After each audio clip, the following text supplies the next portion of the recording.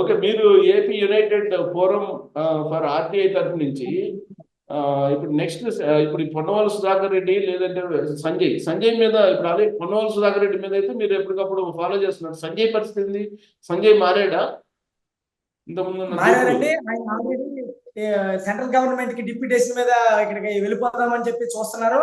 ఆ ఫైలు జగన్ గారి దగ్గర ఉందని చెప్పేసి తెలిసింది. కాకపోతే వీళ్ళు ఎక్కడికి వెళ్ళినా కానీ ఈ ప్రాసిక్యూషన్ అనేది ఎదుర్కోవాల్సిందే, వదిలే ప్రసక్తి అయితే లేదండి. ఎందుకంటే తప్పు చేశారు కాబట్టి, చట్టం దృష్టిలో అందరూ సమానం కాబట్టి, ఏ టైపు అధికారంలో ఉన్నా కానీ వాళ్ళు రావాల్సిందే కోర్టు ముందరికి, కోర్టుకు వచ్చి సమాధానం చెప్పాల్సిందే. కాబట్టి మేమైతే పోరాటం చేస్తాము. ఆయన మారాడని చెప్పేసి మేమైతే మారడం లేదండి. ఎందుకంటే ప్రజాదాన్ని దుర్వినియోగం చేశారు కాబట్టి తప్పును తప్పుగానే ఒప్పుకోవాల్సిందే. మేము దాని గురించి పోరాటం చేయాల్సిందే. ఇంకొక ఇంపార్టెంట్ పాయింట్ ఏంటంటే సత్యనారాయణ గారు, ఇప్పుడు ఫామ్ 7 బల్క్ గా అప్లై చేశారని చెప్పి రాష్ట్ర ఎన్నికల కమిషన్ గుర్తించింది. కేంద్ర ఎన్నికల కమిషన్ దగ్గర కూడా కంప్లైంట్స్ ఉన్నాయి. ఆ ఫామ్ 7ని హైదరాబాద్ లో ఉన్నటువంటి ఒక కంపెనీ ద్వారా, అది ఐపాక్ రిలేటెడ్ కంపెనీ అని కూడా నిర్ధారిస్తూ ఉన్నారు తెలుగుదేశం వాళ్ళు. సో దొంగ ఓట్ల వ్యవహారానికి సంబంధించి ఆల్రెడీ ఇప్పుడు ఒక కలెక్టర్ ని సస్పెండ్ చేయడం జరిగింది కేంద్ర ఎన్నికల సంబంధించి, గిరీష్ ని. ఇప్పుడు ఇక్కడ తిరుపతి జిల్లాకు సంబంధించి. సో ఇప్పుడు 11 మంది జిల్లా కలెక్టర్లకు సంబంధించి అంశం కూడా ఇప్పుడు నడుస్తుంది. అంటే దొంగ ఓట్లు భారీగా ఉన్నాయి, కొన్ని లక్షల ఓట్లు చేర్చారు అంటున్నారు. దీని మీద టేకప్ చేస్తారా? యాక్చువల్లీ ఈ విషయం మీద కూడా టేకప్ చేయాలని ఆలోచన ఉందండి. ఎందుకంటే వాటర్ లిస్ట్ గురించి, వాటర్ లిస్ట్ లో అక్రమాల గురించి అంటే చాలా తీవ్రమైన విషయం అండి ఇది. ఎందుకంటే ఒక ప్రభుత్వం నిలబడాలంటే ఓటు హక్కు ఉన్న వాళ్ళే ఓటు వేయాలండి. ఆధార్ కార్డు ఉన్న వాళ్ళు వేస్తే కాదు, ఓటు హక్కు ఉన్న వాళ్ళే వేయాలి. అది కూడా భారత రాజ్యాంగం ప్రసాదించిన హక్కు అది. ఆ ఓటు హక్కు విషయంలో అసలు ఓటర్ కార్డులు ఇప్పటి వరకు ఎలక్షన్ కమిషన్ సప్లై చేయట్లేదండి. ఇది ఒక దుర్మార్గమైన విషయం. తర్వాత ఈ రోజు ఓటు ఉంటుంది, మరుసటి రోజు ఓటు ఉండట్లా. ప్రతి ఒక్కరు నెట్ లో చూసుకోవాలా అంటే ఎంతమందికి ఆ విషయాలు తెలుస్తాయి అనేది సెకండరీ విషయం. ఇట్లాంటి విషయాల మీద కోర్టులు కూడా సుమోటోగా తీసుకుంటే బాగుండేదండి. కోర్టులు కూడా సుమోటోగా తీసుకోవట్లేదు. ఈ ప్రభుత్వం కూడా ఏ ప్రభుత్వం ఉంటే వాళ్ళకి అనుకూలంగా తయారు చేసుకుంటున్నారు. ఇది తీవ్రమైన విషయమే. ఇట్లాంటి విషయాలను టేకప్ చేయాలని ఉందండి. అయితే కోర్టుకు వెళ్ళాలంటే కొంత సమాచారం కావాలండి. ఆ సమాచారం పెడితే గానీ కోర్టులు విశ్వసించవు. ఎందుకంటే కోర్టు దృష్టిలో ఆధారాలు, సాక్ష్యాలు కావాలండి ఏదైనా కానీ. ఇప్పుడు ఈ విషయం మీద మేము రైట్ టు ఇన్ఫర్మేషన్ యాక్ట్ అడుగుతామండి ఎలక్షన్ కమిషన్ ని. అదే విధంగా గవర్నమెంట్ కూడా, నెక్స్ట్ కలెక్టర్ కూడా ఈ విషయాల మీద అడిగి తమ సమాచారం తీసుకుని దాని గురించి నేను హైకోర్టులో మూవ్ చేద్దామనే ఒక ఆలోచన అయితే ఉంది. గతంలో ఏం చేశానంటే నేను ఎలక్షన్ కమిషన్ కి ఒక లెటర్ పెట్టానండి. గవర్నర్ గారికి ఒక లెటర్ పెట్టాను. ఏం పెట్టానంటే రాష్ట్రం మొత్తం మీద మీరు ఓటర్ హక్కు, ఓటు హక్కు కార్డులు మాత్రం ఓటర్ కార్డులు ఇవ్వట్లేదు. మీరు ఇంతకు ముందులాగా గతంలో ఇంటింటికి ఇచ్చేవాళ్ళు, అది ఉచితంగా ఇవ్వాలా, మీరు ఇవ్వట్లేదు. దాన్ని తక్షణం ఇవ్వండి, అంతేగాని ఆన్లైన్ లో పెట్టాం తీసుకోండి సంతోషపడండి అని చెప్పకండి అని అంటే దానికి లెటర్ నాకు ఇచ్చారండి. ఎలక్షన్ కమిషనర్ నాకు రిప్లై ఇచ్చారు. ఏంటంటే మేము దాని గురించి మేము వేరే కంపెనీకి ఇచ్చాము. ఆ కంపెనీ వాళ్ళు సమాచారం అంతా క్రోడీకరించినాక అప్పుడు మేము ఓటర్ ఐడి కార్డులో ఇష్యూ చేస్తామని చెప్పారు. కానీ ఇప్పటి వరకు ఇష్యూ చేసింది అయితే లేదు. ఎందుకంటే ఎవరి ఇంటికి ఇవ్వలేదు, ఉచితంగా ఇవ్వలేదు. ఈ ఓటర్ ఐడి కార్డు ఇవ్వకుండా ఈ సేవకి వెళ్ళండి అంటే ఈ సేవలు కూడా లేవు. అసలు ఇవ్వాలి కదా, ఉచితంగా ఇవ్వాలి కదా. ఇప్పుడు ఆధార్ కార్డు ఎంత ఇంపార్టెంట్, ఓటర్ కార్డు, ఓటు హక్కు కూడా అంతే ఇంపార్టెంట్ అండి. ఆ ఓటర్ ఐడి విషయంలో ఎందుకు ప్రభుత్వాలు చిన్న చూపు చూస్తున్నాయో తెలియట్లేదు, ఎందుకు ఎలక్షన్ కమిషన్ అంత చిన్న చూపు చూస్తుందో అర్థం కావట్లేదు. ఈ విషయం మీద మాత్రం సీరియస్ గా మేము ఫైట్ చేస్తామండి. సత్యనారాయణ గారు, ఇప్పుడు మిగిలిన అన్ని సమస్యల కన్నా కూడా మనకి ఇమీడియట్ గా ఉండేటువంటి సమస్య ఏంటంటే దొంగ ఓట్లు. 27వ తారీఖున మనకు ఫైనల్ ఓటర్ లిస్ట్ వస్తుంది అంటున్నారు. అయితే అంతకన్నా ముందు ఒక ఐపీ నెంబర్లు ఉంటాయి కదా, ఐపీ నెంబర్లు కేవలం 4 ఐపీ నెంబర్ తోటి ఫామ్ 7, ఫామ్ 6 లో అప్లై చేసినట్టు రాష్ట్ర ఎన్నికల కమిషన్ గుర్తించినట్టు కూడా సమాచారం ఉంది. అలాంటి పేపర్ న్యూస్ కూడా వస్తుంది. ఇలాంటి క్రమంలో ఎన్నికల కమిషన్, రాష్ట్ర ఎన్నికల కమిషన్ దగ్గరికి ఏ ఐపీ అడ్రస్ ద్వారా ఎన్ని ఫామ్ 6లు, ఎన్ని ఫామ్ 7లు అప్లై చేశారు అనేది మీరు తీసుకున్నట్టు ప్రయత్నం చేసి కోర్టు గారికి ఇమీడియట్ గా ఇస్తే న్యాయం జరుగుతుంది. కాబట్టి తక్షణమే నా పని చేస్తారా? చేస్తామండి, తప్పకుండా అండి. ఎందుకంటే నేను ఇప్పుడే చెప్పాను కదండి, ప్రజాస్వామ్యానికి వెన్నెముక అనేది ఓటు కలిగి ఉన్న ఓటర్లు అండి. ఎందుకంటే వీళ్ళు వేస్తేనే కదా ప్రభుత్వాలు నిలబడతాయి, మంచి పాలన అనేది వస్తుంది. ఎందుకంటే ఇప్పుడు దొంగ ఓటర్లతో చేశారంటే ప్రభుత్వాలు ఏం మంచి ప్రభుత్వాలు వస్తాయంటే ప్రజలకు ఏం మేలు జరుగుతుంది? ఎవరికి వాళ్ళు దోచుకునే వాళ్ళు కూర్చుంటే మనకి ఏం ఉపయోగం? ప్రజలకి ఇప్పుడు మన అభివృద్ధి అనేది కుంటుపడిపోతుంది కదా. ఈ విషయం మీద చాలా తీవ్రమైన విషయం అండి ఇది. చెప్పాలంటే ఇది నేరపూర్తి కుట్రలేనండి. ఈ ఫోర్జరీలేనండి ఇవన్నీ కూడా. దీని మీద ఎందుకంటే పోలీసు వాళ్ళు ఇమీడియట్ గా కేసులు నమోదు చేయాలా, కానీ వీళ్ళు ఏమనుకుంటున్నారంటే చాలా చిన్న విషయంగా భావిస్తున్నారు. ఈ విషయం మీద మేము కూడా టేకప్ చేస్తామండి. AP United forum for RT campaign తరఫున మేము కూడా తక్షణమే స్పందిస్తాము. ఈ విషయం మీద ప్రభుత్వాన్ని కూడా మేము మేల్కొల్పుతామండి. తప్పులు జరిగినప్పుడు ఆ బాధ్యత వహించాల్సిన అధికారులు ఎవరైతే ఉన్నారో, జిల్లా అధికారి కలెక్టర్లు కానివ్వండి, ఇంకా లేకపోతే స్కూటీని వీళ్ళు ఉండే వాళ్ళు కానీ ఎవరైనా కానీ పట్టుకునేది ఎవరైనా తప్పులు పట్టుకుని వచ్చాను వాళ్ళు అధికార పార్టీకి సంబంధించిన వాళ్ళు అనుకోండి, వాళ్ళందరూ పేర్లు తీసుకుని వాళ్ళ మీద యాక్షన్ తీసుకోమని మేమే అఫీషియల్ గా అవసరమైతే పోలీస్ కంప్లైంట్ మేమే ఇస్తాం. ఇంకోటి సత్యనారాయణ గారు, ఈ మధ్య వచ్చిన న్యూస్ ఏంటంటే పేపర్లో, ఇప్పుడు వాళ్ళు ఐడెంటిఫై చేసింది ఎలక్షన్ కమిషన్, రాష్ట్ర ఎలక్షన్ కమిషన్ ఐడెంటిఫై చేసింది ఎలక్షన్ కమిషనర్ గా అనిల్ కుమార్ సింఘాల్ ఉన్నారు. అయితే ఆయన ఫర్దర్ ఎంక్వైరీకి వెళ్లకుండా గతంలో ఎప్పుడో చంద్రబాబు నాయుడు ముఖ్యమంత్రిగా ఉన్నప్పుడు ఆయన ఏదో ఎక్సైజ్ కమిషనర్ చేసినప్పుడు కొన్ని పాలసీ పరమైనటువంటి విధానాలు తప్పులు చేశారు. అందుకని ఆయన మీద కేసు పెట్టడానికి సిద్ధమైంది రాష్ట్ర ప్రభుత్వం. అందుకే ఇప్పుడు ఈ ఐపీ అడ్రస్లో ఫామ్ 7, ఫామ్ 6 బల్క్ గా వచ్చినప్పటికి కూడా దాన్ని విచారణ చేయకుండా పక్కన పెట్టేశారనేది ఇంకొక ఆరోపణ కూడా ఉంది ఆయన మీద.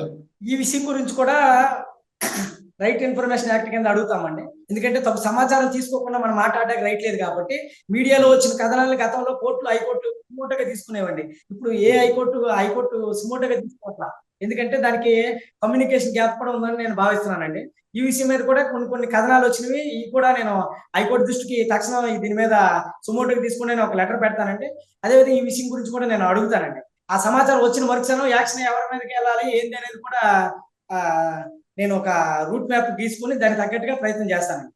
ఎందుకంటే తప్పనిసరి పరిస్థితి అయితే హైకోర్టుకి వెళ్తాం, లేకపోతే గవర్నర్ గారికో లేకపోతే సర్టెన్ ఉన్నతాధికారికో ఫిర్యాదు చేస్తానండి. తక్షణం ఏదైనా తప్పు జరిగిందంటే మా AP United forum for RT campaign ముందుంటుందండి. ఏ అధికారి తప్పు చేసినా, ప్రభుత్వం తప్పు చేసినా మేము బాధ్యత రాహిత్యంగా ఎవరైతే వెళ్తున్నారో వాళ్ళ మీద మేము చట్టపరమైన పోరాటం చేస్తామంటే ఇమీడియట్ గా మేము ఉన్నతాధికారులకు ఫిర్యాదు ఇస్తాము. అదే విధంగా వాళ్ళు పట్టించుకోకపోతే, ఎందుకంటే వాళ్ళ బాధ్యతలను వాళ్ళు విస్మరిస్తే మేము కోర్టు దృష్టికి కూడా తీసుకెళ్లి వాళ్ళపై తగు చర్యలు తీసుకొని ప్రజాధనాన్ని అరికెట్టే విధంగా కానీ, ప్రజలకు మేలు జరిగే విధంగా మేము పోరాడతాము. మేము ఎవరికి భయపడేది ఉండదు. మేము అన్ని విషయాల్లో కూడా చట్టపరంగానే ముందుకు వెళ్తామండి. అది ఎవరు ఇష్టాలతోనో ఇంకో ఏ రాజకీయ పార్టీకి మేము అందుకే మీ ముందు చాలా సవాళ్లు ఉన్నాయి. ఇప్పుడు AP United forum for RTI తరఫు నుంచి అనేక సమస్యలు, ఇప్పుడు మళ్ళీ కోడికత్తి సీన్ వచ్చింది. కోడికత్తి సీన్ వ్యవహారంలో అసలు జగన్మోహన్ రెడ్డి ఎందుకు వాంగ్మూలం ఇవ్వడం అనేది పెద్ద సమస్య.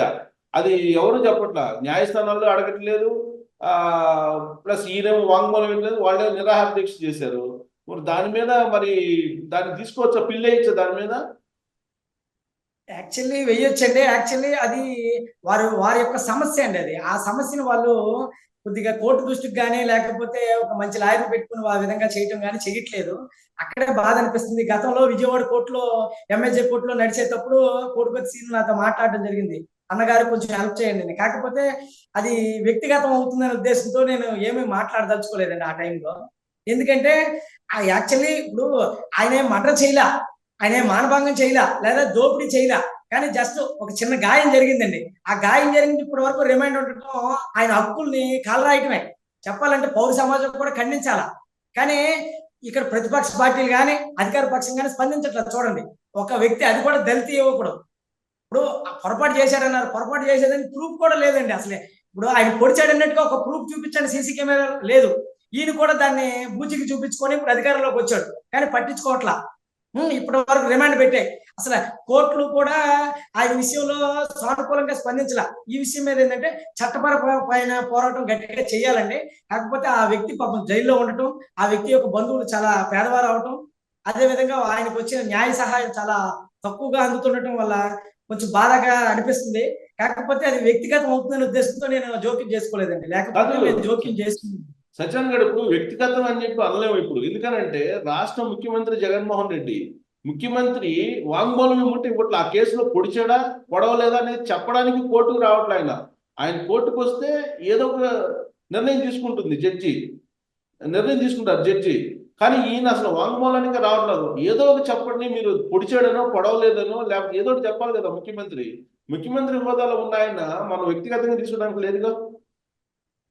అవునండి. యాక్చువల్లీ ముఖ్యమంత్రిగా ఆయన విధులు ఏంటో ఆయనకు అర్థం కావట్లేదండి. అదే దౌర్భాగ్యం. ఆంధ్ర రాష్ట్ర అదే ప్రజల దౌర్భాగ్యం ఏంటంటే ముఖ్యమంత్రిగా ఉన్న ఆయనకి చట్టాల గురించి తెలియట్లా. ఇప్పుడు కోర్టులు గౌరవించాలండి.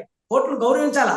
నువ్వు ముఖ్యమంత్రి ఉండకపోయినప్పుడు కోర్టులకేమో తిరుగుతావు. కానీ ముఖ్యమంత్రి అవ్వగానే నాకు చాలా పనులు ఉన్నాయండి. మరి నీకు చాలా పనులు ఉండేటప్పుడు నువ్వు ప్రజా సేవకుడు అయినప్పుడు మరి ప్రజల కోసం నువ్వు అన్ని సేవలు చేస్తానేటప్పుడు మరి పెళ్లిళ్ళకి ఫంక్షన్లకి ఎలాగెళ్తున్నావు? నీకు అప్పుడు నీకు టైం లేదా? అప్పుడు నీకు టైం ఉంది.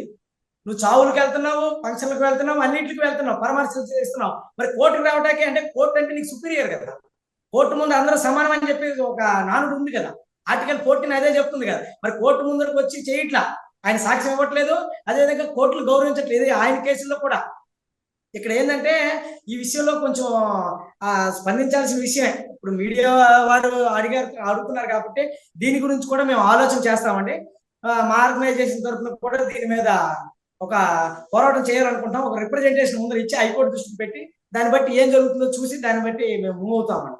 ఇంకెందుకంటే ఇప్పుడు యాక్చువల్లీ సీన్ ఎవరైతే బాధితుడు ఉన్నాడో ఇప్పుడు ప్రస్తుతానికి అక్యూజ్డ్ అయినట్టుగానే ఆయన అక్యూజ్డ్ ఇంకా నిరూపింపబడలేదు కాబట్టి ప్రస్తుతానికి బాధితుడి కింద లెక్క.